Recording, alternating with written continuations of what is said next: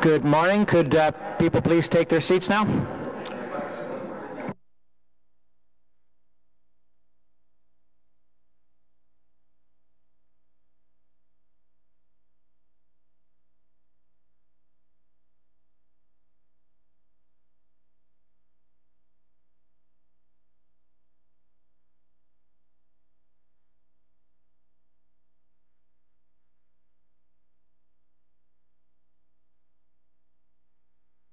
All right. Good morning. Bienvenue. Welcome to this meeting of the Environment and Climate Protection Committee for Tuesday, the 15th of May, 2018. We have quorum. I would like to start by welcoming everyone. We'll go through the consent agenda first, and I would remind anyone who may be here with the expectation of speaking that you still have the ability to do so. If you wish to, please register at the desk by the door, and you would have up to 5 minutes to speak. Thank you. So going through the agenda first, do we have any declarations of interest? Seeing none. Confirmation of minutes of the meeting of Monday, the 26th of March, 2018. Carried. Thank you.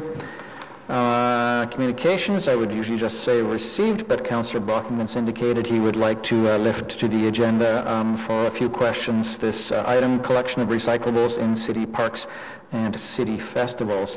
So do we have support for lifting that item? Carried. Okay. Thank you. So we'll return to that then and have you ask your questions then. First item is the status update, committee inquiries and motions for the period ending 8 May 2018. Received. Thank you. Item number 2, amendments to the water bylaw 2013-360 and repeal of home dialysis grant bylaw 2007-454. That item carried? Carried. Okay. Item number 3, the Green Building Report status update. We do have a presentation on that, and I have some remarks I'd like to make as well. So we'll hold that one. And any of the information previously distributed items, we prepared to just receive those. Anyone want to speak to those? Okay, thank you. We'll receive those. All right, Councillor Brockington, over to you then for your questions. Thank you, Mr. Chair, and good morning to everyone. Last October, I filed an inquiry at this committee with respect to the collection of recyclables in city parks and at festivals and special events within the city, and staff have provided a reply for our committee meeting, which I appreciate. There has been some ongoing discussions between staff and I in the interim, which I wish to acknowledge, but a few questions I have from the answer provided.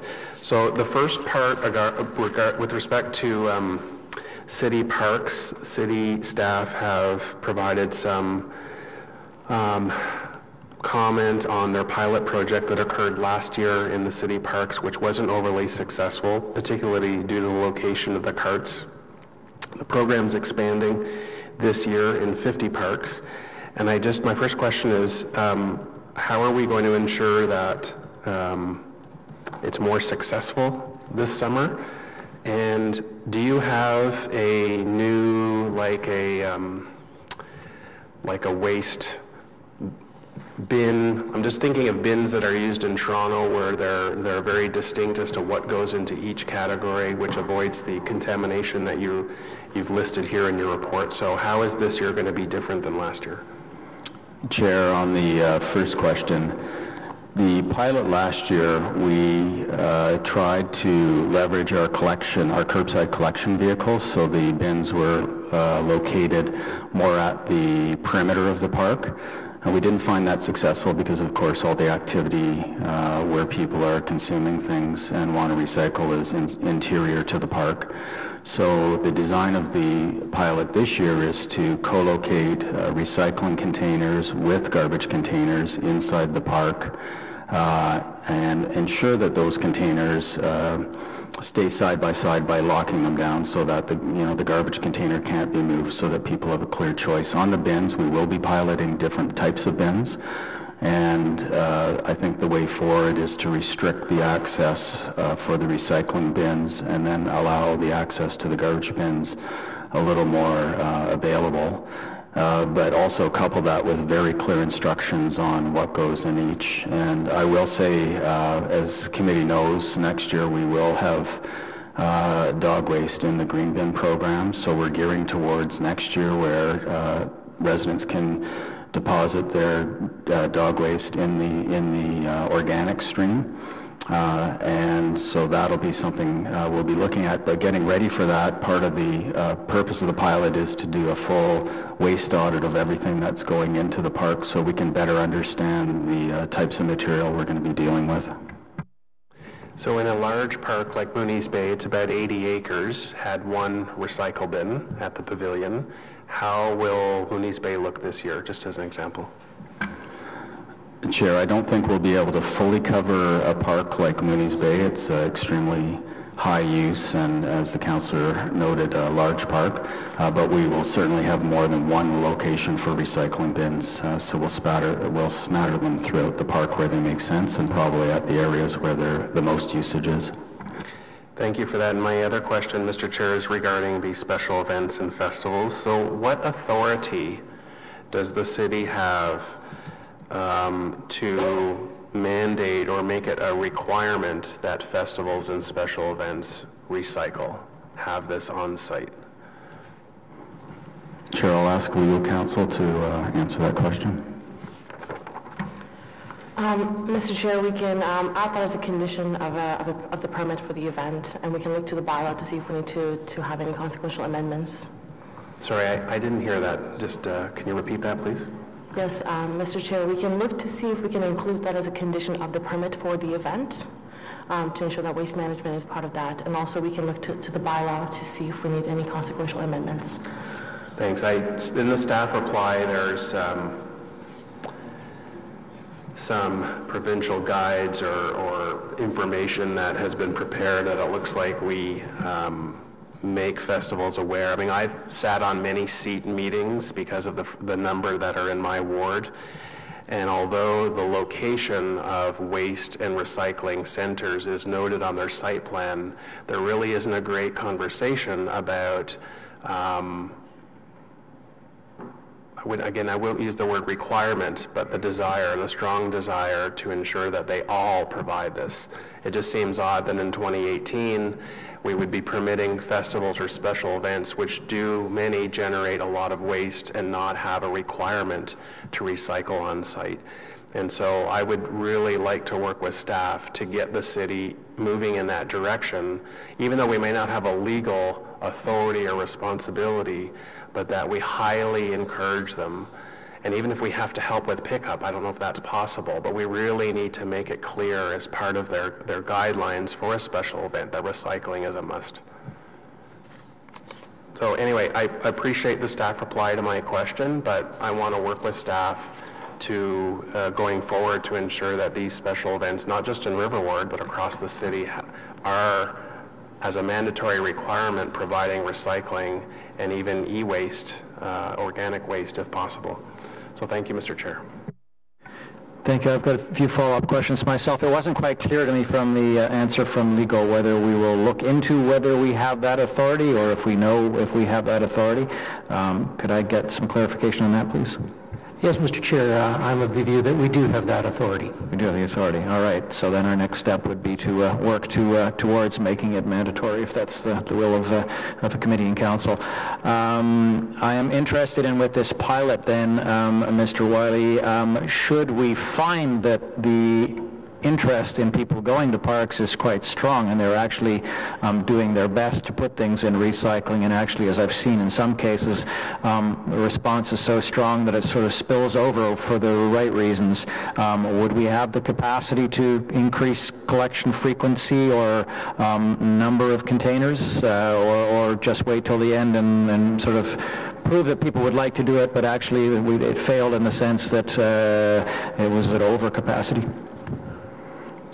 Chair, we'll be monitoring the pilot for sure. We're also looking at testing a dedicated piece of collection equipment, so that'll give us more flexibility to ensure that those bins are collected in a timely manner. And we know when the peaks and valleys are, so specifically after a large event in a park, we can expect overflow of recycling and waste. I'm familiar with that. I live across from Brewer Park, as you know, and on Monday morning, the number of seagulls on a long weekend will tell me how many people visited the park and left a lot of what they brought in behind them. I'm interested in, there's just the general public which will tend to come in and leave things behind them. Some will make the effort to bring it out. I'm wondering, just for general park bookings, outside of festivals and official events, let's just pick Brewer, where the pavilion is frequently booked by someone for a birthday party or a small community event. Are they given instructions or requirements of any kind that they are to take out what they brought in? Because all it takes is somebody's birthday party with 10 or 15 pizza boxes, and suddenly the bin is full for the entire weekend. I'm wondering whether they are given any mandatory instructions as part of that booking. Chair, I'll ask Lila Gibbons to come up and answer that question.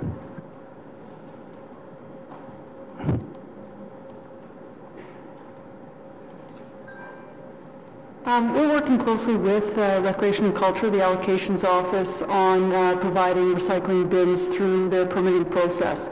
So user groups who do get a permit through the City of Ottawa for the use of parks have the ability to pick up recycling bins. The Clear Street units, they're very easy to transport. And we also offer at our works yards and some of our recreation complexes areas where they can deposit those recycled items. Picking that example, though, of someone who has booked the pavilion or a certain spot for their event or their party on a weekend or a weekday evening, are there any requirements that they take out, whether it's quote garbage or recyclables, or is the expectation that they're perfectly free to leave behind in our bins whatever they brought in? So through the terms and conditions of use on their park permit, there is a requirement under it that they do remove all garbage that they bring into the facility. With the park staff, if we notice that there's excess garbage, we will contact the allocations office and notify them, and they'll in turn touch base with the user group. They can charge back for the removal of the garbage, but it is their responsibility through the terms and conditions of their permit. I thought that was the case, but wasn't sure. You may not have numbers with you, but do we ever do that? I mean, quite frankly, bluntly, have any groups been charged, not in the sense of getting a ticket or whatever, but being financially charged? I do know in the past we have charged back user groups for the removal of excess garbage from parks.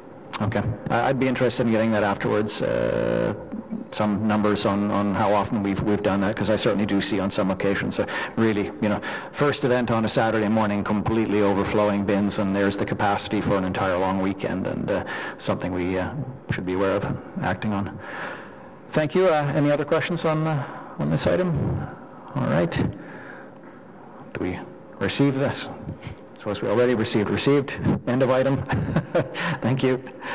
All right, moving then to what will be our main substantive item today. We are going to get a presentation from staff. I'd just like to make a few remarks to start with. Buildings account for almost half of, so this item is the Green Building Report, a status update. Buildings account for almost half of the greenhouse gas pollution produced in Ottawa. The city has therefore committed to constructing any new facility over 500 square meters to LEED standards. This ensures we have energy efficient and sustainable buildings for the future. Aujourd'hui, nous allons recevoir une mise à jour sur ces bâtiments. I'd like to welcome Mark Hutchinson, the Vice President of Green Building Programs at the Canada Green Building Council, who's here today in support of the city's green building initiatives, is here with us. There, thank you. And the Canada Green Building Council is a not-for-profit national organization working since 2002 to advance green building and sustainable community development practices in Canada. The Council is the license holder for the LEED rating system in Canada. I would also like to welcome Randy Burgess, the Vice President of Communications and Content, and Mark Gowdy, the CEO of the Ottawa Sports and Entertainment Group. In partnership with the city, the group transformed Lansdowne Park into a go-to destination for residents and visitors to our city. Leo Morissette from the city's Recreation, Cultural and Facility Service Department is also here today, and he continues to play an active role at Lansdowne Park. Welcome and thank you for joining us. Au début de l'année, nous avons reçu d'excellentes nouvelles au sujet du projet de réaménagement du parc Lansdowne, première collectivité écologique d'Ottawa, conçue de façon à respecter les principes LEED. Lansdowne, we learned, is the first green community designed to follow LEED principles, not just a building, but a community as a whole. All credits were satisfied for the LEED Neighborhood Development Program, and Lansdowne achieved LEED Stage 3 Built Project Silver certification. Based on current information provided by the Canada Green Building Council, Lansdowne is the first project in Canada to receive this certification. Les quartiers certifiés LEED sont des collectivités polyvalentes, adaptées aux piétons et convenablement reliées aux collectivités voisines. Revitalized in 2014, Lansdowne is now a sustainable and vibrant community with high-density housing and good access to pedestrians, cyclists, and transit users. Alors, félicitations à l'équipe qui a travaillé au projet de réaménagement du parc Lansdowne, notamment pour l'obtention de cette attestation importante et unique en son genre. Green buildings and neighborhoods help lower greenhouse gas emissions and water consumption. They reduce the amount of materials and waste during construction and decrease life cycle and utility costs. They also foster a healthier environment both indoors and out. Alain Gontier, Director of Infrastructure Services, will now give us a status update on the city's progress in building green. Thank you. Merci. Merci, Monsieur le Président. So before starting, I just want to acknowledge other people that contributed to this report, and also to reinforce some of the acknowledgments that you have made. To my right is Kim Siri. Kim is a strategist with Infrastructure Services and was the author of this report. We also have Andy Smith, which is sitting a bit behind me. He's the manager for design and construction for our facilities group. And also want to reiterate the appreciation for Mr. Hutchinson for being here from the Green Building Council, certainly for the support and the guidance that the council has provided the city over the years. And also to Mr. Morissette, Mr. Burgess, and Mr. Goody of OSAG for also taking time of their busy schedule for being here to be for the recognition related to Lansdowne.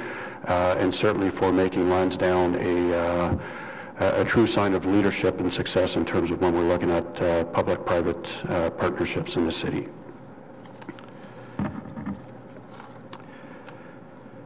So when we look at the green building policy, we pretty much have to go back to 2005 for its inception at the city, where council first approved the policy. The policy was amended in 2007. And since then, there has been a requirement for staff to report back to Community and Council on an annual basis in terms of the status of its green building projects. The green building policy applies to all buildings that are basically over 500 square meters. And basically, the minimum requirement that we're required to achieve is a certified level. Now, under the green building policy, there are 4 levels. There's basically certified, silver, gold, and platinum. But if we go back in 2015, Environment Committee actually at the time provided a direction that staff tried to achieve gold status where possible, and that's where we're looking at the size and the business case for the facility to make sure that that level would be warranted and justified. Certainly, that has demonstrated certainly the city's leadership when it comes to environmental designs. So the city continues to demonstrate a strong commitment to sustainable environmental practices. Green building practices show responsible management and good business sense. They reduce the impact of construction and building operation on the environment and resources, and they do reduce the overall life cycle cost, which is a key objective of the LEED program. In essence, the city uses LEED to verify that municipal buildings have achieved the sustainability targets. And LEED, as the chair has indicated, is an internationally recognized rating system that independently certifies a building has achieved basically energy efficiency, reduced environmental impacts. And here in Canada, that is administered through the Canada Green Building Council.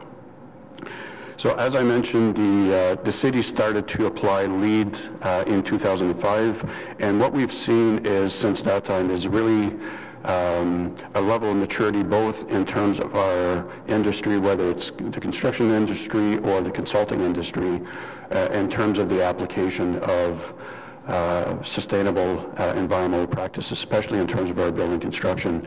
And even though we have a minimum threshold of 500 square meters in terms of our buildings, what we see is that even smaller buildings apply some of the similar principles on those buildings. So even though we may not be seeking formal certification, we're still implementing the good practices that are being applied on a bigger facility. We also apply it to our smaller facilities.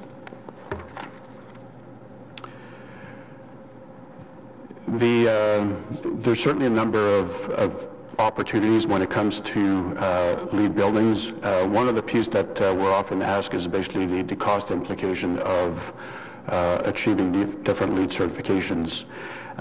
What we've seen over time is that basically to meet a certified level, we don't really see an increase in cost, mainly because of the point that I mentioned before is because it's become sound and good building practices, it's pretty much been incorporated into our building practices. So there's really not an incremental cost to achieve a certified level. When we're looking at silver, we're looking at about a 2% increase, and the gold status is we're looking at about a 5% increase. Now the important thing to note is that that's on the initial construction cost. What we also expect is that with the efficiency of these buildings, when we're looking at it from a life cycle perspective, that's where we see efficiencies over time, and those percentages really get gained over the life of the assets. So there's certainly a number of benefits to building green buildings. What we see is basically a lot of the elements that really speak to quality of experience, quality of use of the building. So better ventilation, less toxicity in the building materials that are being used, a lot more daylighting that's being used in our facilities, and that's certainly apparent when you look at recreational facilities, for example, that are built today compared to the ones that were built 30, 40 years ago with very few windows, very poor air circulation. A very big contrast with the facilities that are being built today with a lot more natural daylighting, a lot more window, a lot more air exchanges that really helps to improve the quality of experience that people have out of our facilities. What we've also seen since its inception is an evolution in the LEED certification process itself. So to date, a lot of the buildings that we've built have been built to the LEED 2009 standard, and as of October 2016, that was a cutoff for certification for any new building. So any building that's being certified or registered, I should say, after October 2016 are actually being registered under the new LEED program, which is LEED version 4. And LEED version 4 really focuses on not just the initial design, but really on the sustainability of the facilities over time. So what we see are really improvements and increased emphasis on location and transportation, so access to the facility in terms of public transportation, active mobility. We're looking at the sustainable sites, so those that really minimize impacts on the ecosystem and on our water resources. Big focus on water efficiency, that's both for indoor and outdoor water use reduction and reuse.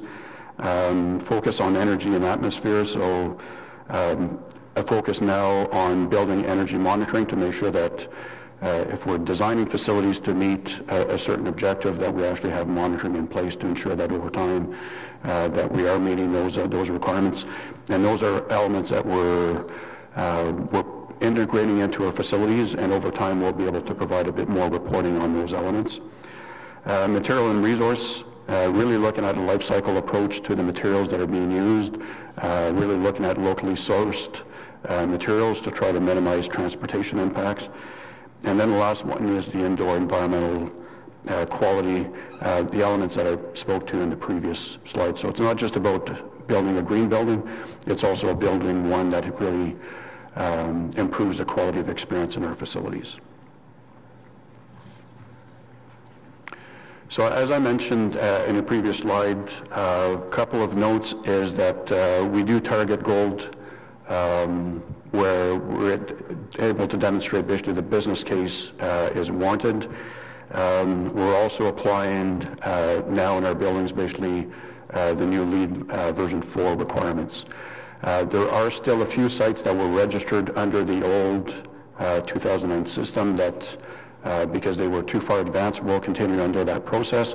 But we've had facilities where they were registered under the old program, but we're actually proceeding with the certification under the new program. And François Dupuis expansion is one that I'm making a note of that is actually seeking certification under the new program.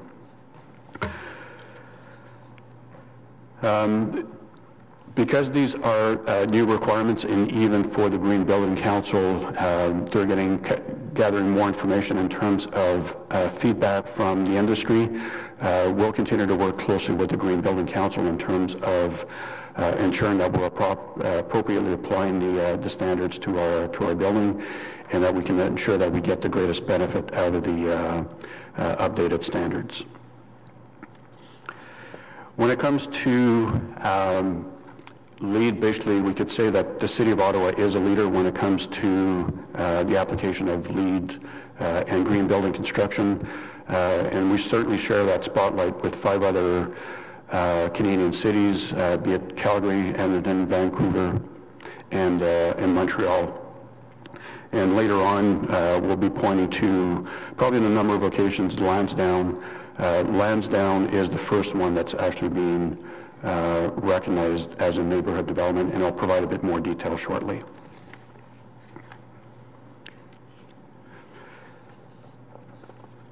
So in terms of the where we stand right now in terms of number of buildings that have been certified, we have 27 buildings that have been certified. 5 have reached gold certification, 12 with silver, and 10 are certified. The committee report provides a breakdown of each of the facility and what certification was provided for each.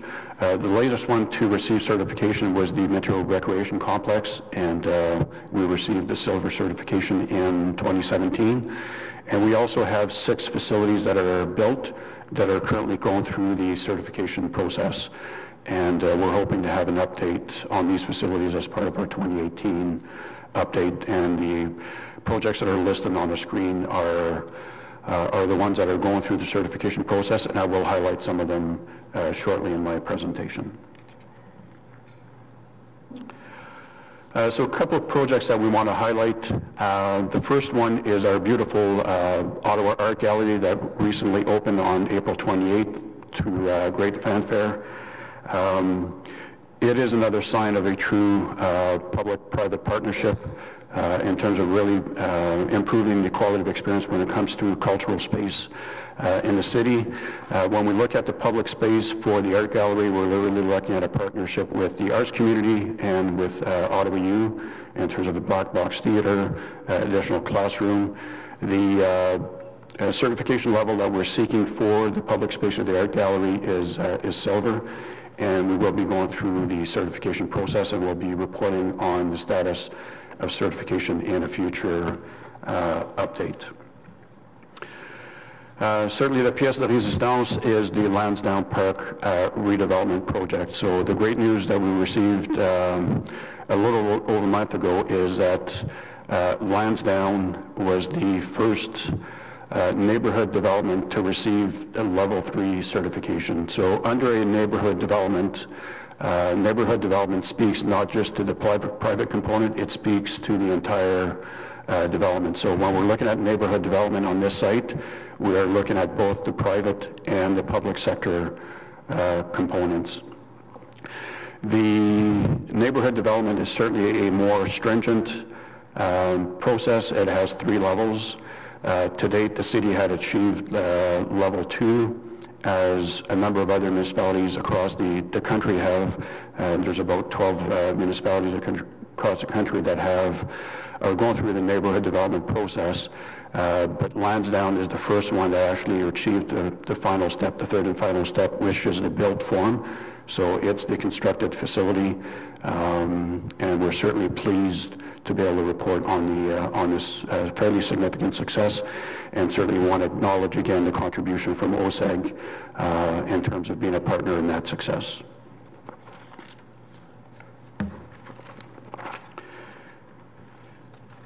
The next ones, 2 next projects that I wanted to focus are 2 new fire stations that we recently opened in February of 2018.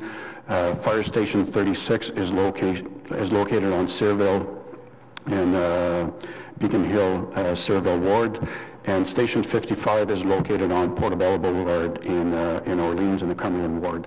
And certainly we were very proud to be able to open these 2 facilities that not only provide key service to the community, but also have been built really with sustainability and green principles in mind. So there's certainly a number of elements that have contributed to the green success of these buildings, and certainly would be open to expand it if there are any specific questions on these buildings.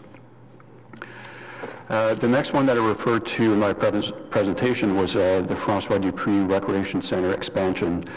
So this is a fairly significant expansion to an existing community pool. This includes a fairly large gymnasium, rock wall, some community space, and it was certified under LEED version 4 with a silver certification. So in this case here, this facility expansion was actually registered prior to October 2016, but because we were fairly early in the design process, we were actually able to incorporate the new LEED version 4 requirements into the design and construction, and are now seeking basically silver certification under that this new process. And then last but not least, if we're looking to the future, the Ottawa Central Library. This is a joint facility between Ottawa Public Library and Library in Archives Canada. And for this facility, we are targeting LEED Gold certification, and we will have a report coming to FEDCO in the coming months, giving more detail on the funding strategies and how we're moving forward with the procurement on that project. So certainly more details to come, and certainly one that we will be highlighting in future green building report updates. So in terms of next steps, we will certainly continue to abide by Council's policy, leverage basically sustainability principles in all building constructions that we move forward. We will also continue to increase our understanding of the LEED version 4 certifications, and certainly working very closely with the Green Building Council. And we'll certainly make sure that we continue to demonstrate our leadership not only in this city, but also across Canada in terms of our environmental and sustainability stewardship. That concludes our presentation.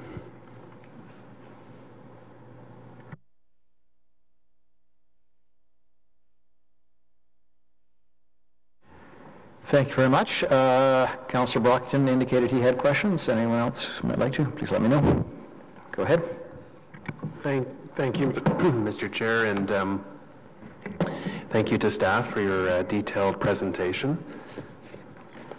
How do you determine whether a new build will be certified silver or gold?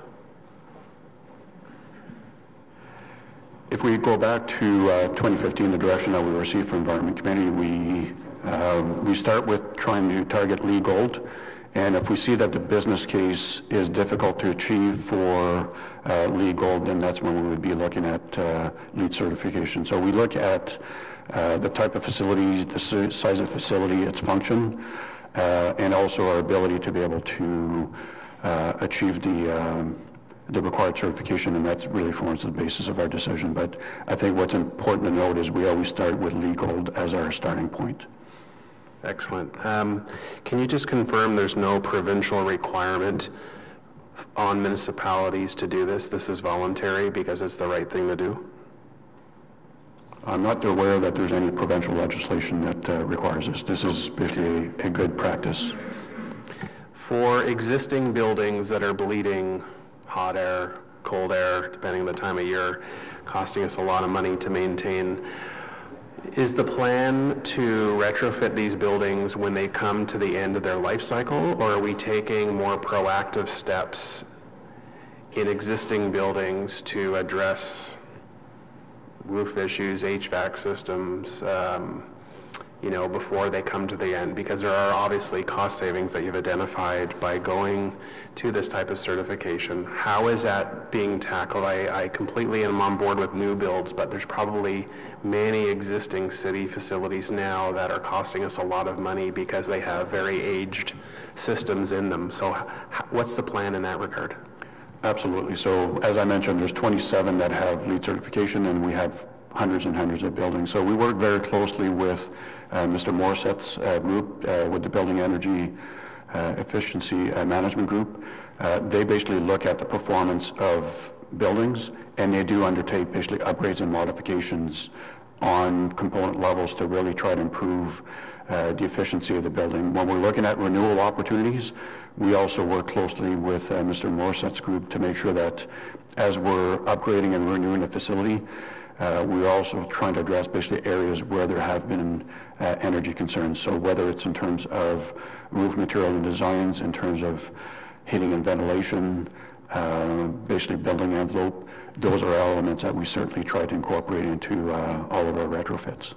And finally, are we aware of any provincial or federal grant or ongoing funding that helps municipalities or municipal corporations with these types of retrofit costs? I mean, it's in the billions and billions of dollars in this province. Is there any existing funds that we can tap into to help expedite these changes?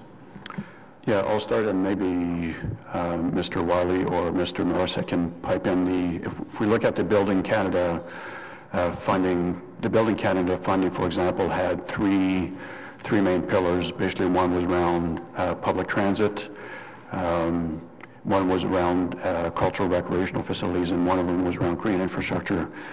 And the city, I believe, was able to tap into some of that funding for building retrofits. So there are programs that often come about either at a provincial or federal level that tends to target specific initiatives, whether it's active transportation, whether it's energy reduction, especially under the whole greenhouse gas reduction programs. And the city certainly does avail itself of the opportunities to apply for those programs. Thank you. Councillor McKinney. Thank you, Chair. Thank you to staff for the report. I mean, since 2007, I guess the word that's always jumped out at me is target, and that I realize that there's no provincial requirement to make our buildings all LEED certified and on up to LEED Gold. But when I think about social housing providers, Ottawa Community Housing, there was a housing provider in Councillor Chernyshchenko's ward that just also did a passive approach to their design and construction of supportive housing. I wonder why it is that we can do it. We can aim for higher. And right now it would seem that it is our affordable housing providers who are doing so, because it makes perfect sense. The people who live in the buildings that we're providing housing for derive great benefit from that. So I wonder why we don't always try to achieve at least gold and a passive approach to design and construction. So, Chair, as I mentioned, our starting point is always gold, and then from there, if we see that basically there's a very difficult business case to be made, because there's still a value proposition, especially over the life of the asset. At that point, we would be looking at silver, but we always start with gold in terms of the target, and that's since basically the last committee direction back in 2015. When you look at the list of projects that are identified in the report, what you'll see is basically the buildings that were done in recent years pretty much have achieved, for the most part, silver as a minimum, because that was a target at that point. Even though the minimum that we're trying to achieve is certified, we've always tried to achieve a higher level than just meeting a certified level. So to your point, we are always trying to aim for a higher level, but we also recognize that there still has to be value in terms of achieving that higher level status. And what would that value be in terms of achieving, like, how do you measure value in terms of, I would see it as, you know, much more significant reduction in greenhouse gases, you know, water consumption, energy. What are the value measurements that you put on, you know, when we go from gold, say, to silver? So all of the LEED certification, the different levels are based on achieving points for incorporating different elements. So at some point it becomes, what does it cost to achieve a certain level of points to get you to that next level? And that's really where the value proposition comes in, is basically to be able to achieve that next level. What's the value of investment that's required? That's something that changes from building to building. So it's not a kind of a uniform approach. It will all depend in terms of the type of facility that's being built, the size, where it's being located, because that's really going to be one of the big drivers in terms of our ability to achieve the points that are required for a certain level of certification. And how do we consider our procurement process in how we design buildings? Are we just is it lowest bidder, or do we look for quality in our process for procurement? Are we looking for architects who can actually build buildings? It might cost us a little bit more, but they will be more sustainable. They will be have a higher level of design, and you know the design and construction will lead to a more passive approach. Do we consider that? Do we consider the quality of design in our procurement process? Chair, absolutely. Even though we follow a competitive procurement process, we still specify basically our requirements that we're expecting in through our procurement process. So when we're dealing with buildings, we will specify the level of LEED certification that we're looking to achieve. We're also going to be looking for the qualification of the individuals that are going to be involved in the project to make sure that they have the required skill sets to be able to provide us the quality facility that we are looking for. But we're not at the point where we will accept a higher bid because we know that what they're offering is higher quality. Well, I think when we're going through a competitive process, we have to be fair also to the process. So it's up to us to identify our level of expectation, how the bids will be evaluated.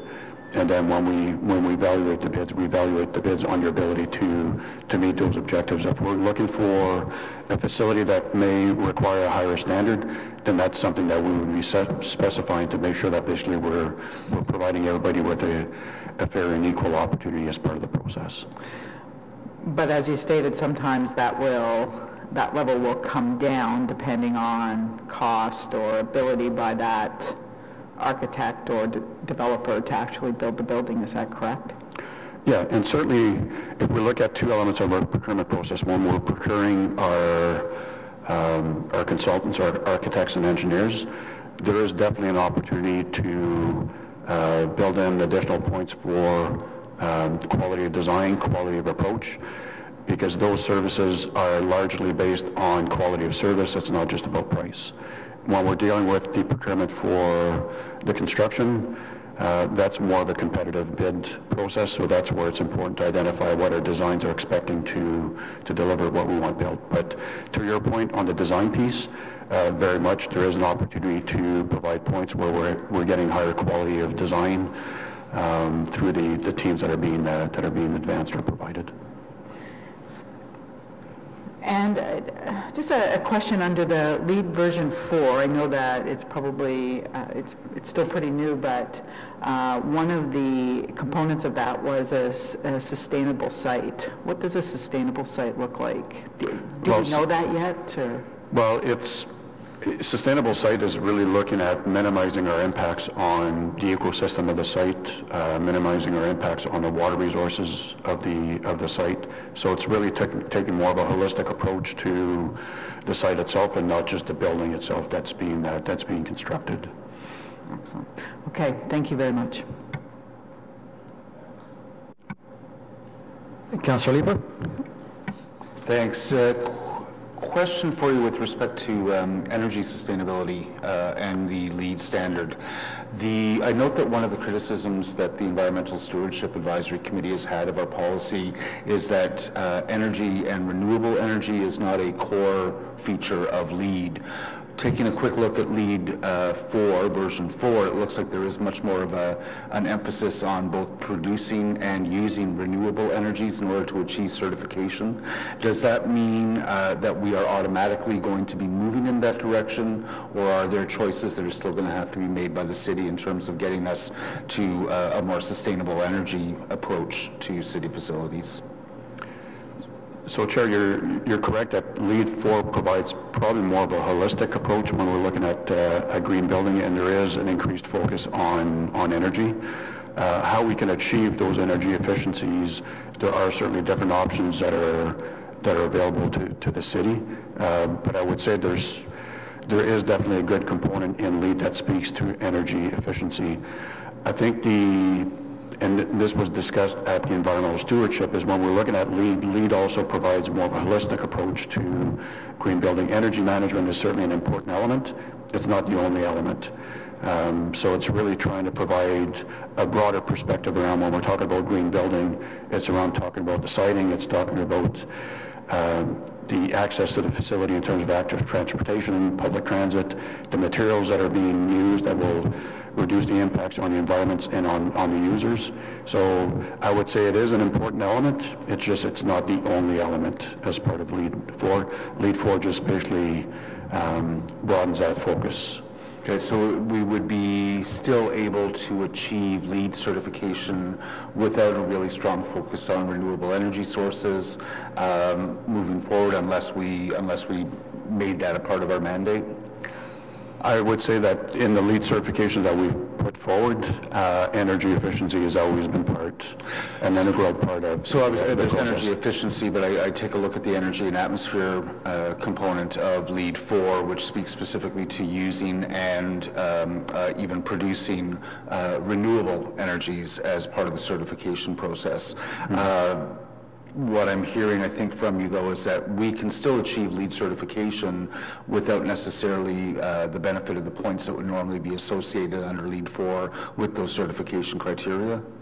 No, I would say that the energy component is an important element to be able to allow us to achieve the LEED certification. And even on a number of LEED certifications, we have made investments in terms of green energy production to be able to achieve our LEED certification. So that actually has been an integral part of our process and our ability to achieve our desired level of certification. Okay. And you consider that to be a good thing, presumably, in terms of our approach moving forward? Absolutely. Yeah. All right. Thank you, Chair. Thank you. Seeing no others with questions, I'll ask a few myself. Councillor Brockington touched on the question, I believe it was Councillor Brockington, on renovation and retrofitting of buildings. My understanding is we don't currently have I myself am or was, I suppose I still am LEED certified, though it's probably expired back prior to becoming a councillor. And I know that in the meantime, I've just followed from a distance new levels or types of certification for existing buildings and renovation. To what degree does the city go through a certification process. I don't believe that council ever set this same sort of minimum standard that we have for new buildings. We have not done so for renovation. Is that the case? There's some expansions where we do definitely apply the LEED certification. The François Dupuis expansion is an example where it is an expansion to an existing building, and that expansion was subject to LEED certification. So a lot of it will depend on the size of the expansion that's being done and the opportunities to better integrate basically some of the LEED requirements into the process. In terms of a city perspective, we do have some of the staff that are LEED certified, and when we hire our architects and engineers, we do also require them to be LEED certified. So just to be precise, it's somewhat ad hoc then at the moment. If a building is undergoing not just a renovation but an expansion, in the case of François Dupuis, you could say a portion of that is new build. You have been applying this aim for gold minimum silver standard, but that's a bit of on a case-by-case basis when it comes to renovations? Well, if the renovations fit into the over 500 square meter, then we would be applying the same standard as a new building. Mm-hmm. And if a building is not actually, I mean, a renovation can mean many things, but imagine that the building shell itself is not expanding, it's purely an internal, more than remodeling, but perhaps gutting and rebuilding, and opportunity to redo windows, insulation of the outer shell. Again, is that standard applies to it, the 500 square meters on renovation, or is that possibly, what I'm trying to get at is, have we as a council failed to provide sufficient guidance or direction on renovation as opposed to on new build? Chair, when we're looking at renovation, I was indicating before, we work very closely with our facility operators in terms of looking at the performance of the building, and wherever there are opportunities to improve the performance of the building, either is through and ventilation, improving the building envelope, whether it's the walls, whether it's the roof, whether it's the windows, we will incorporate that into the facility. What we also look at it is from a life cycle approach. So if there's investments that we can make that will reduce the overall life cycle cost of the facility, that provides also the added benefit. So it very much follows the sustainability principles that the green building policy tries to embed. And as I indicated before, a lot of these practices now have become basically just a way of doing business. It's the right thing to do, and not everything necessarily requires a certification stamp to be able to confirm that basically, yes, we've adhered to some of those approaches to our retrofits. The challenge we're often dealing with the retrofits is we're only dealing with components of the building, so it's difficult to achieve an overall certification when we're only targeting certain elements, and those tend to be focused on the areas where we can get the most value or return. Okay, well, I guess what I take out of that is that I know we have some very knowledgeable staff, very dedicated to, in our BEAM group and others, to retrofitting buildings, and they continue to do so. I'll just look for ways if we can, provide them the clearer guidance in some form as to whether there's a particular standard or certification we should be aiming for, but that's something that we can follow up on in the future. I know also that we have applied for, as a city, funding from both the provincial and federal levels, and been successful, and continue to apply for sources of funding in order to help us increase the amount of work we're doing in that area. So I thank staff who are submitting those applications and those who are actually doing the work. Finally, I guess I'm just wondering, since a number of my colleagues have asked this question, it's sort of a vague language around, we will try for gold, but where it doesn't make sense or there isn't a value proposition, etc. That's rather vague language that we have trouble with. I understand you evaluate it. We haven't given you a solid number, such as if the return on investment won't be achieved in this period of time, don't do it, and if it does, go for it.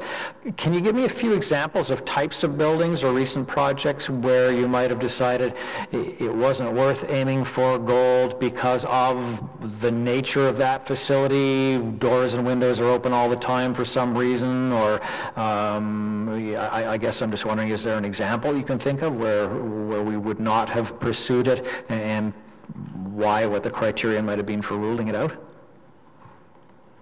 Unfortunately, Chair, that's probably not something I can just provide. I can certainly follow up with that. And part of that is the direction from Environment Committee was in 2015, so really we're looking at buildings that would have been done afterwards. So I'd have to go back to see if there are such cases, and what were the elements that made it such that our decision was to follow silver instead of going for gold.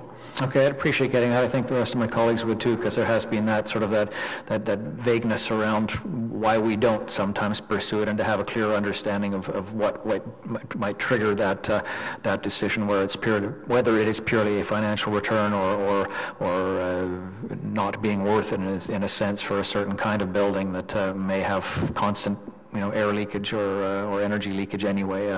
I'd like to understand that better. All right, well, thank you very much for this. Seeing no other questions from folks, I appreciate this presentation very much. Thanks once again to those who've attended for various reasons. Your own work in this area, and is this report received then? Yes. Thank you. That does take us then to, we have no in-camera items.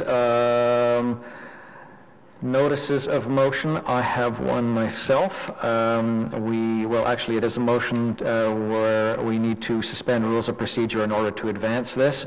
So it is on plastic waste. I have a motion that will ask our staff to identify to participate in federal on addressing plastic waste of various kinds, but in order to give that direction to them, we need to suspend the rules and allow me to read that motion and debate it. Do we have support for that?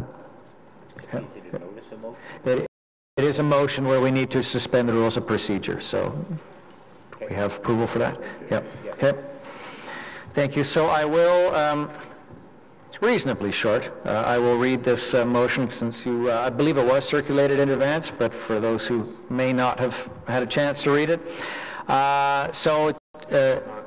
It wasn't, okay, it was meant to be. But the item is plastic waste. Whereas plastic waste and litter pose an increasingly serious threat to the health of our river and stream ecosystems, and whereas the City of Ottawa is responsible for the collection and management of a growing volume of plastic waste, but has little to no control over the widespread use of single-use disposable plastics within our boundaries, and whereas the problem of plastic pollution in rivers and streams, but also in marine environments, is of growing concern to the residents of Ottawa, and whereas the federal government has recently launched a public consultation on moving Canada toward zero plastic waste and is seeking input from Canadians, Indigenous peoples, industry, municipalities, non-profit organizations, and research institutions, and whereas the federal government consultation seeks input on how Canada can reduce plastic waste and marine litter in order to develop a federal, provincial, territorial approach to keep plastic within the economy and out of landfills and the environment, therefore be it resolved that staff submit comments to the federal consultation on plastic waste from the municipal perspective. And therefore be it resolved that staff investigate best practices and programs that have been adopted by other municipalities to reduce the use of single-use plastics, including but not limited to plastic straws, cutlery, bags, and takeout containers and cups, and that staff report back to Council on their findings as part of the broader waste diversion report coming to Council in 2019. Councillor Leeper, questions? Yeah. So how do you foresee that the staff are going to be coming up with that position? What would be the next steps in order to ensure council input? I know I've spoken with staff on this. Do you have any thoughts on how we would consult the public or council as part of this developing our staff position, recommendation? Chair, as part of the refresh of the Ottawa waste strategy that we'll be conducting in 2019, prior to coming to committee with the report, we'll be doing both consultation with councillors and with the public. Is that sufficient, or follow up on that? Yeah. Okay. Okay. All right. Thank you. Yes. So this we would consult as broadly as possible, but given that E word that is approaching in the coming months and stand down of certain practices, we would have to ensure that E being election in this case, not e-waste, sorry if I'm being vague, we would need to develop that in conformity with any election restrictions over that period. Yeah, and I won't be vague because I do anticipate that plastic waste will become a election issue over the course of the next several months, and I want to make sure that the position of the municipality, the position of the city in dealing with the feds is informed by a council that may or may not have been elected to move forward with a particular perspective on the issue. May I just ask, Chair, we've suspended the rules of notice in order to debate this motion today. What is the time sensitivity on this? The public consultation is now opened federally, but do staff recall when the closing date for that is? It's really just getting started, and it's a nationwide consultation. So, Chair, we're not aware. We'll get back to you.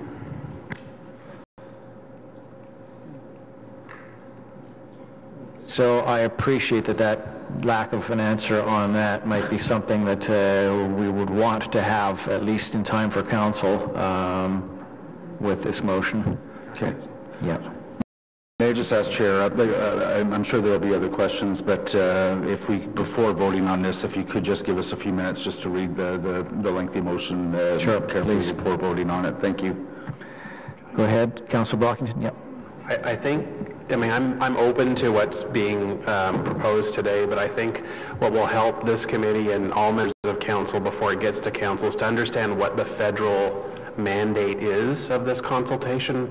What is the breadth of it? What are they trying to tease out of municipalities as far as feedback? Councillor or the chair provides in the second therefore clause some examples of plastic, straws, bags, cutlery. That's just a drop in the bucket of plastic use and consumption. So I just want to make sure that as a municipality, we are not just limiting our focus to those things that are listed, but really, you know, at my Earth Day event, I had members of my community ask, what's the city strategy on plastic usage in the city as a whole, not just straws, which is sort of the flavor of the week. So if we could just get that information before council, I think that would better inform us. And I'd really like an opportunity to see sort of the staff submission before it goes to the feds. If this is a 6-month process, then maybe this is something we can talk about in the fall before our submission goes in, just to make sure we've covered off everything. But Chair, we'll prepare a briefing memo prior to council so you know the breadth and the timing around the federal consultation. And certainly we'll find an avenue to allow councillors to take a look at whatever submission is proposed by staff prior to going to the federal government. Any other questions from the councillors on this? So effectively, we would be, through this motion, I understand there's still some gaps in terms of how exactly staff would work on this. My intention in working with staff and bringing this forward at the moment was to respond what has become a growing and very genuine concern of our residents. We are getting those from our own decision about green bins and organics to why plastic bags are being allowed in was, of course, an issue and a concern about, yes, great on the diversion of organics, but what about the plastics? Outside of that, the ongoing use of plastics, their presence on our streets and in our parks, and then a whole range of other forms that they take. I was pleased to see that there was recognition at the federal level of just how important this was, and that I saw as an opportunity, rather than our being one of hundreds of municipalities countrywide which are all trying to come up with their own approach to this, that we actually develop a national approach, at minimum a provincial one, and so this was an effort to get the city developing a position and coming forward, staff coming forward to options with us on this. Yeah. All right, Councillor Leeper. Yeah. Yeah, I'm happy to vote yes for this today, but Mr. Wiley, if we could get that briefing with some fairly explicit next steps that staff would take before council, and we'll take a look at it with fresh eyes then. Yeah, we can do that, Chair. Thank you. Thank you. Vice Chair Shirley? Yeah, just a question, on what basis will the report be done? Because I'm not aware of any policy direction we've given staff on the subject. Well, we do have, as is referenced at the end, we do have the broader waste diversion report that's, you could say, being held back for quite a few months or even years, primarily because of the evolving provincial standards, and he's been waiting for clearer signals from the province as to how we can line our own work in that area, so that's a bit of a circuitous way to answering your question, but that report itself needs to be prepared and is due and is on our agenda already. My goal was for this to feed in to part of that. That it, in a sense, highlight the importance of of plastics, what might not otherwise have been given so much attention, would get our attention now. But remember when we were on Board of Public Health dealing with reusable bags and the consequences of people not washing their bags and things like that, and we haven't done anything on that. So just hope that this is all going to be resolved at the same time. That can certainly be one of the factors to take into account, what health implications of reuse of bags, and whether that is a recommendation in the end that moving towards more reusable bags, that we'd be aware of the, I suppose, pros and cons of any of those. All right, I see our staff taking notes as we're adding more and more onto their list. Are there other questions on this? It's clear to me in moving this that there's still some gaps in information that that committee would like. I guess what I would ask at this point is that the overall direction is clear enough as to what we're trying to target here, but there's still some discomfort at the lack of detail on some areas that we would have asked staff to prepare a briefing note. So if we could approve it today, but with the proviso that full approval at council would depend on getting that information. So I'm seeing some nods, and all right, so can we carry this motion then? Thank you. Okay, no other notices of motions or motions that I'm aware of today. Any inquiries? Other business?